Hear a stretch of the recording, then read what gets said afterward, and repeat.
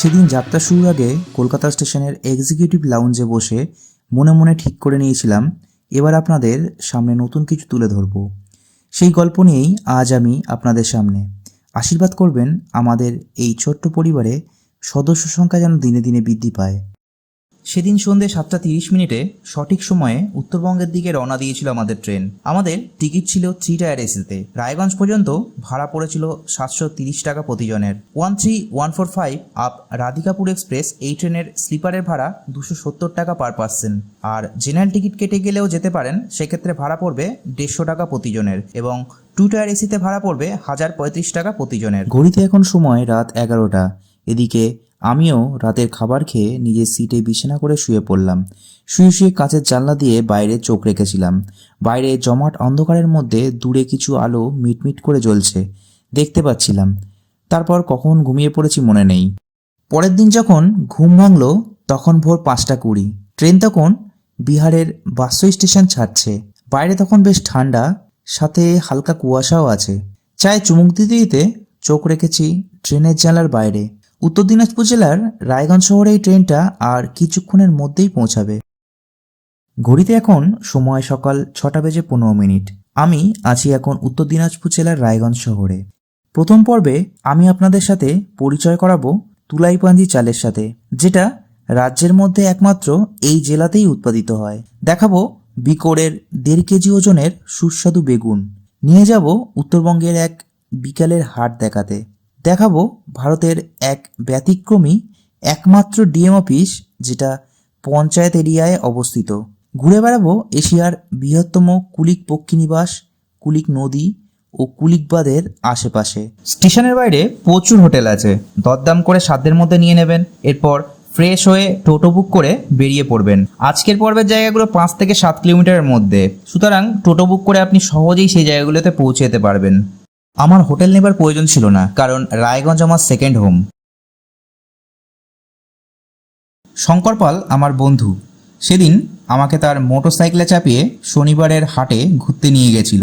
সে নিজের বাড়ির জন্য বাজার করছিল, আর আমি এদিকে হাটের ভাপা পিঠে, চানাচুর মাখা, তেলে ভাজা খেয়ে বেড়াচ্ছিলাম।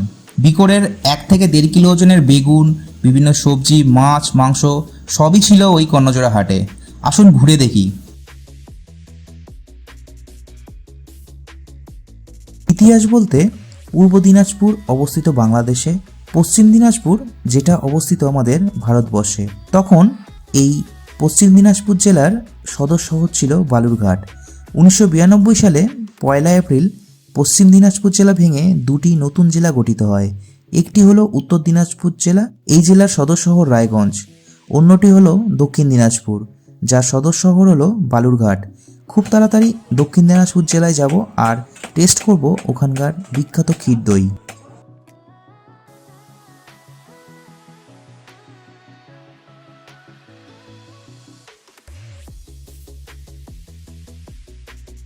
সেদিন রাতের মেনুতে ছিল তুলাইপাঞ্জি চালের ভাত আর দেশি মুরগির মাংস।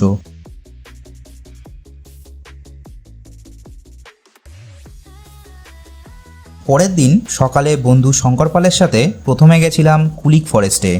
কুলিক ফরেস্টের মধ্যে ঢুকতে হলে টিকিট মূল্য জনপ্রতি 40 টাকা। সোমবার এই পক্ষীনিবাস বন্ধ থাকে। শীতকালে প্রচুর পরিযায়ী পাখি এই এলাকায় এসে ভিড় করে। পাখিপ্রেমীরা জঙ্গলের মধ্যে ওয়াচ টাওয়ার থেকে পাখি দেখে, ছবি তোলে। এছাড়াও আরও অনেক কিছু আছে এই কুলিক ফরেস্টের মধ্যে দেখার মতো।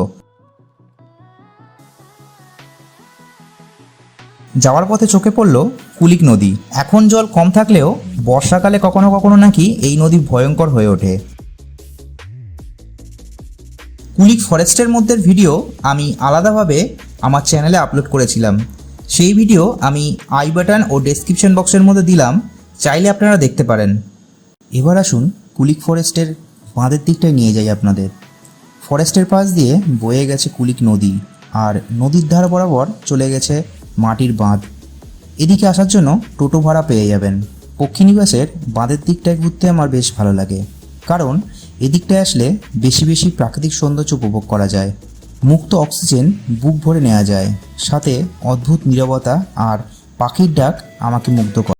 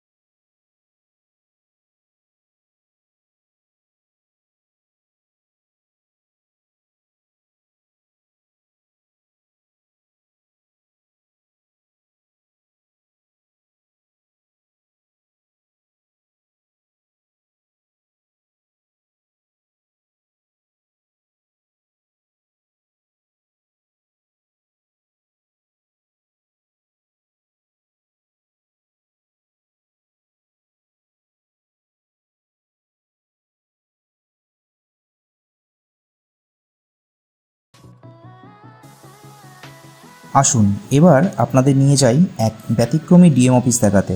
ব্যতিক্রম বলতে এই ডিএম অফিস পঞ্চায়েত এলাকায় অবস্থিত। 2023 সালে দাঁড়িয়ে রাজ্যের এবং দেশের এটিই হলো একমাত্র ব্যতিক্রমী ডিএম অফিস যেটা পঞ্চায়েত এলাকায় অবস্থিত। কমলাবাড়ি এক পঞ্চায়েতের বোগ্রাম কর্ণজোড়াতে এই ডিএম অফিস অবস্থিত। স্টেশন থেকে টোটো বা অটোতে কর্ণজোড়া আসা যায়। বেশিরভাগ সরকারি অফিস কাছারি এই কর্ণজোড়াতেই অবস্থিত। ডিএম অফিসের থেকে 5 মিনিটের হাঁটা পথে গেলেই পাবেন কর্ণজোড়া হাট। হাট থেকে ফেরার পথে ডিএম বাংলোর দিক দিয়ে আসলে কর্ণজোড়া পার্ক চোখে পড়বে। এই রাস্তাটা বেশ সুন্দর। পার্কের পাশ দিয়ে কুলিক বাঁধের দিকেও যাওয়া যায়। তাই কর্ণজোড়াতে আসলে হাট দেখা আর বাঁধ দেখা দুটোই হবে। জায়গাটার নাম শিলিগুড়ি মোড়। যদিও জায়গাটা শিলিগুড়িতে অবস্থিত নয়, শিলিগুড়ি, বালুরঘাট অথবা কলকাতা যেদিকেই যেতে চান এই 4 রাস্তার মোড় থেকে সরকারি বেসরকারি বাস পাবেন। NH-34-এর উপর এই মূর্তিটায় ল্যান্ডমার্ক। মূর্তির ডান হাতের দিকে শিলিগুড়ি, বাম হাতের দিকে কলকাতা, আর মূর্তির পিছনের দিকে রাস্তা গেছে দক্ষিণ দিনাজপুরের দিকে।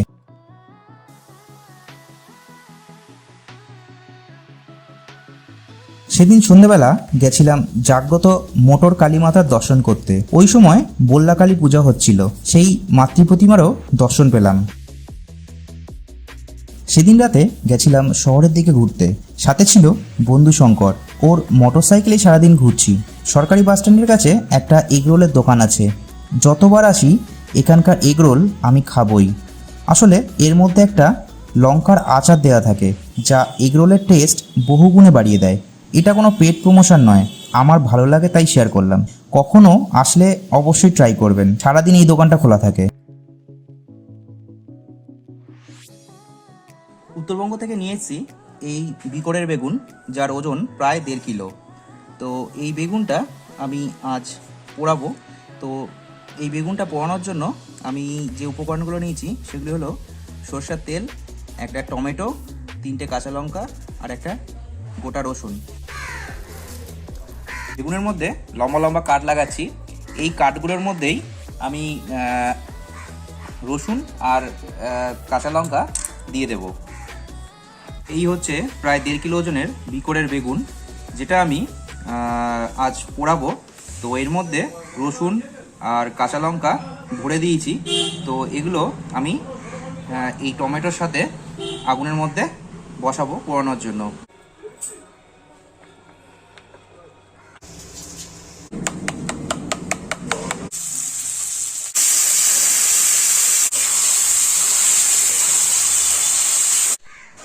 বেগুন পোড়া এখন কমপ্লিট খাওয়ার জন্য।